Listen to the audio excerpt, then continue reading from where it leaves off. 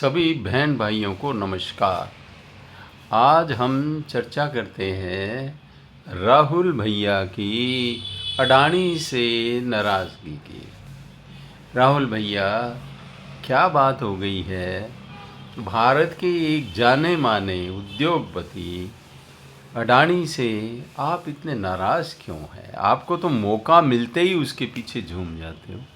पहले तो आप जो है रिलायंस वालों के पीछे पड़े हुए थे, वो क्या नाम है उनका, मुकेश अंबानी के। आजकल उनका जिक्र नहीं हो रहा है। क्या बात, कोई समझौता हो गया है? आजकल अडानी के पीछे आप बड़ा प्रेम भाव उमड़ रहा है। ये बताओ, कोई चंदे चिट्ठे का मामला है या क्या चक्कर है?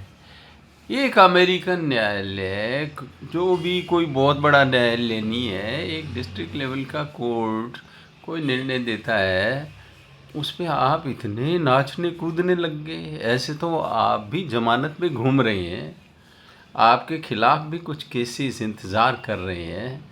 कहीं आप खुद ही मत फंस जाना ज़्यादा जल्दबाजी में। गिरफ्तार करो, गिरफ्तार करो, गिरफ्तार करो, कहीं ये बात आप पर भी ना आ जाए। इसलिए जल्दबाजी नहीं करनी चाहिए। जहाँ तक अमेरिका का सवाल है, एक कोर्ट ने निर्णय दिया, एक तरफा निर्णय दे दिया। अभी अडानी को भी बोलने का अधिकार है, वो भी अपना पक्ष रखेगा। और भी कई स्टेप्स होते हैं, कोई एकदम तो नहीं है गिरफ्तार कर लो और उसका मान मर्दन कर दो। अडानी जो है ये भारत का वेल्थ जनरेटर है, एम्प्लॉयमेंट जनरेशन करने वाला है। हम जानते हैं सरकारों में इतना दम नहीं है ज़्यादा एम्प्लॉयमेंट देने का।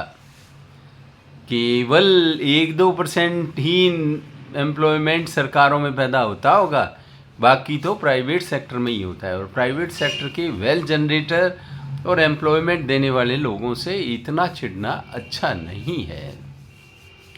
अब क्या है कि क्या कोई चंदे चिट्ठी का, अमेरिकन डीप स्टेट का, कोई सोरोस रूस जैसे लोगों का मामला है? क्या उनसे आपकी कोई बात हुई है? हमें तो इसके बारे में पता नहीं। अमेरिका के ट्रंप जैसे लोग तो उद्योगपतियों को अपनी कैबिनेट में शामिल करते हैं।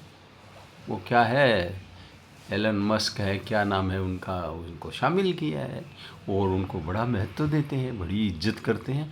हमारे तो कोई 2 पैसे उद्योगपति कमा ले तो हमारे सारे लोग उसके पीछे लट लेके फिर जाते हैं, जबकि वो एम्प्लॉयमेंट वही दे सकते हैं। सामान्य लोग, मध्यम वर्गीय लोग, वो कोई नौकरियां नहीं पैदा कर सकते। और इस मामले में तो 4 राज्यों के नाम आ रहे हैं, जिसके अंदर तमिलनाडु है, आंध्र प्रदेश है, छत्तीसगढ़ है, जो आपके बघेल साहब का राज्य है, जो और मामले में भी लॉटरी वोटरी पता नहीं किस किस में उलझे हुए हैं और उनको उलझाना है। बुढ़ापा क्या कृष्ण जन्मभूमि में कटवाना है, ये इरादा है आपका? ऐसे तो अमेरिका ने पहले भी भारत के उद्योगपतियों पे, जो हमारे लोग हैं उनके ऊपर जुर्माने लगाए हैं, तब तो आप चुप रहे, जिसमें टाटा भी शामिल है। तब आप चुप क्यों रहे? तब भी आपको बोलना चाहिए था गिरफ्तार करो, गिरफ्तार करो, या और नहीं तो जुर्माना लग गया, जुर्माना लग गया, ब्लैक लिस्ट करो, ब्लैक लिस्ट करो। अब भी कई इंडियन कंपनीज़ के ऊपर रोक लगाई है अमेरिका में, शायद 19 कंपनियां हैं वो। तो अभी क्या है कि कर्नाटक में अडानी ने पैसा लगाना है, तो आपके अपना राज्य जो कांग्रेस का राज्य है उसका बुरा चाहते हो क्या? या आप भोले भाले हैं? राजस्थान में भी अडानी ने पैसा लगाया है। अरे राज्य सारे पलक पावड़े बिछाते हैं और एक आप हैं। आपको ये भी ध्यान नहीं है कि भी बीजेपी राज्य ही नहीं है चारों में कोई भी, और फिर भी आप कह रहे हैं करो करो कार्रवाई। अपने ही लोगों को फंसवाना है क्या?